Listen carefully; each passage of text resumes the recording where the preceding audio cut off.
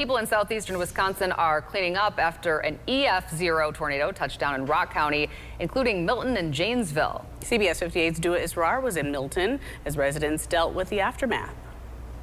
Branches, twigs, and leaves line up the streets of Milton, but there's one thing that residents all over are coming to see: this tree that's been completely uprooted from the ground and nearly missed this home. Big old trees. It's the kind of thing that stops you in your tracks. There's just lines of cars parked along here, just one by one, trying to see the damage. Rachel Garcia got the call late last night. You got to come home.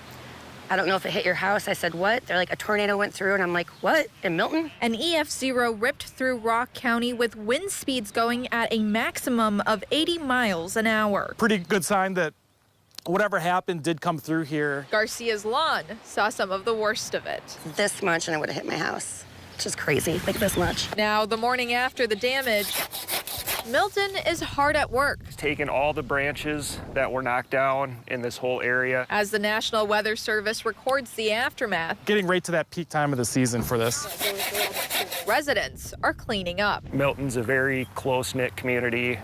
Wherever people need help, someone else will jump in. It's a small town that's got a big job ahead of them. Someone's looking out for me. Community members say it'll take several days to clean up this damage, but thankfully, this was just a tree and no one was hurt. Reporting in Milton, Dua Israr, CBS 58 News.